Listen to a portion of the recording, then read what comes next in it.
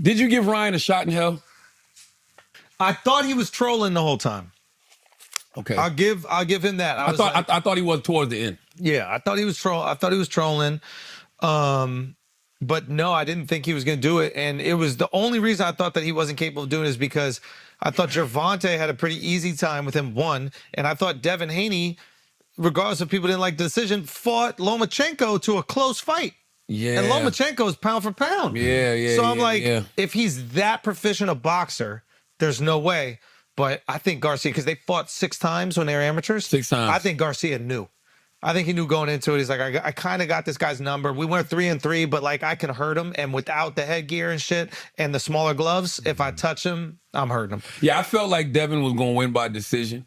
You know, even though I like Ryan and Devin, but I thought Devin was going to win by decision.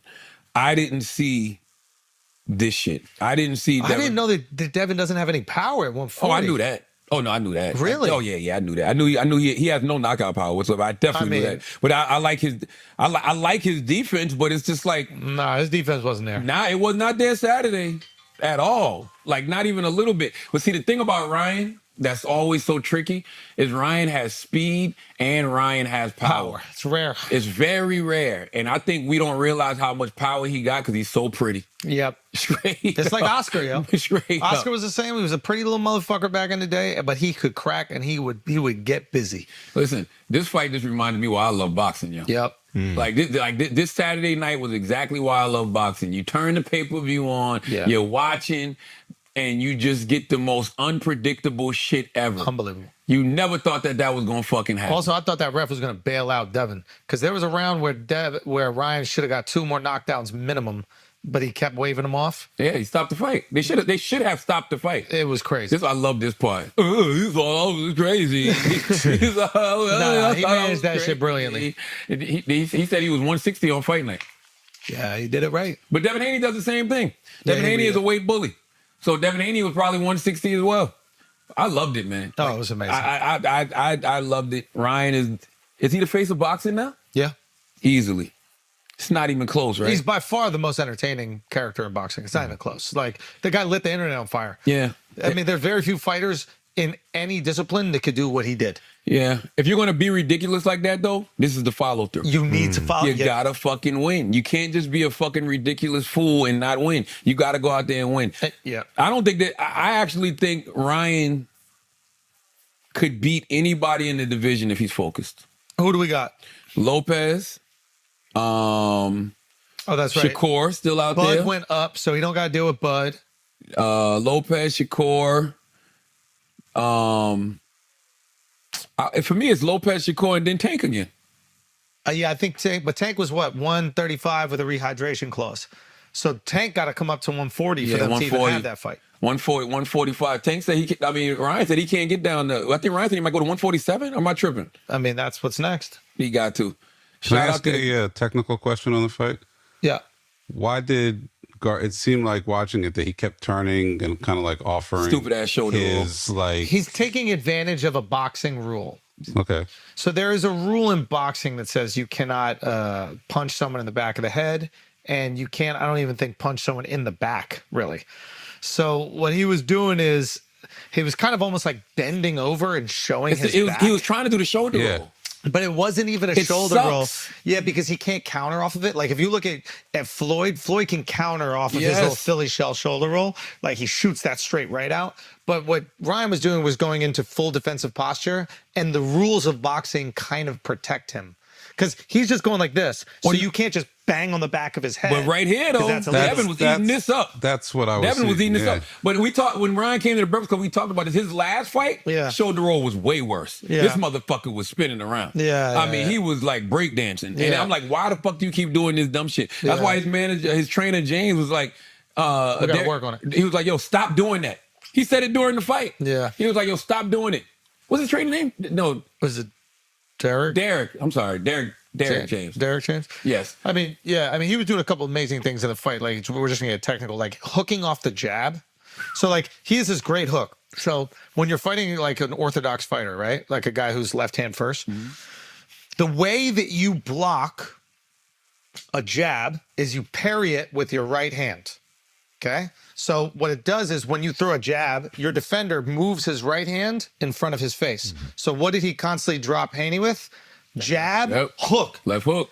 So he jabs, that drops Haney's hand a little bit. Haney doesn't get it back quick enough, and then that hook comes in, and he kept checking him. So now, there it is. Now Haney's terrified of the hook because he's already been rocked with it. So now when Devin throws the jab, all Haney's thinking about is hook, straight right, down the pipe. And now Haney's frozen. He doesn't know what to do when he's standing in front of him. He's like, the right hand's going to hit me, but if I don't watch out for that hook, I'm getting dropped every single time. And he was just frozen. Salute to Devin Haney, though. He a warrior. He really is, yo. Warrior. He didn't get enough credit for that, man. My man got up and he was hurt, like wobbled and hurt bad, and he made it to the end, and he was close. Think about that. Like, he won rounds in the middle. Yeah, I gave Devin, I think Devin won like 2 through 6. Something like that. And then like six. Ryan started I could dropping him. 6 could go either way, but I say 2 through 6. But then 7 on down, it was 7 to 10 was definitely Ryan, because he knocked him down in the 7th round, knocked him down in the. I think Ryan took the 8th off. I think he was like a little tired, and then the 10th or the 11th. I think he knocked him down. Yeah. Did he break a jaw? Nah, he didn't break his jaw. That's what people are saying. Nah, he didn't break his jaw. There's a lot of rumors around this shit. That shit is funny everywhere. That shit is hilarious. This picture gonna be in Mexican barbershops everywhere. That's hilarious. His first knockdown. Nah, that's hilarious. That shit is funny as shit. Salute to all the Mexicans out there, man. Yeah, shout out. How come he's not getting any heat for not making weight? Because he marketed the fight brilliantly. Like, it's just amazing. Like, the fact that he won, everybody was blown away. Nobody thought that he was actually going to win. So I think he came from such a deficit in our minds that we don't even care that he was overweight. And it cost him money. I think he had like a fine or some shit, or he had to give up like $600,000 in his purse. And he bet Devin $500,000 for every pound he was overweight, and they said he honored it. Oh, wow. So it's like, But I mean, like, he comes in at a major advantage when you don't have to do the whole dehydration, rehydration situation. but on fight night, they all both were bigger. Fight night, he's 160. But if Hanley had to do the rehydration, he's much weaker than somebody who's just coming in at. There's an advantage. Well, that's what Ryan said about the Tank fight. Ryan said that's what happened to him in the Tank fight. The problem with the Tank fight is that the rehydration clause limited how much he could add to his weight. That's a real issue. Getting down to 140, which Ryan probably could have done, and then getting back up to 160 is doable.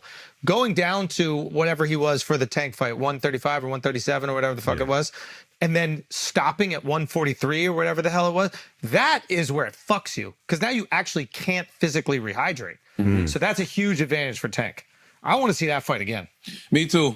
I want to see Ryan fight them all. I want to see Ryan fight Shakur. I want to see Ryan fight Lopez. I want to see Ryan fight Tank again. Like he said on Breakfast Club, that's his dream. He said he want to go through. He said he might give Shakur a shot, but what he really want to do is he want to run through Haney. He wants to fight Lopez, then he wants to fight Tank in a rematch and then retire. Shakur need to have another fight where he looks entertaining. I think his last fight was boring. It was boring. It was. We don't want to see boring fights, so he needs to go out there, win in spectacular fashion. Then you get to call out Garcia. I think if Gervonta wants to make some money right now, you got to go back that and get that rematch. That's the money fight. But Tank got to get past Frank Martin this summer, though. True. Got to get past Frank Martin first, buddy.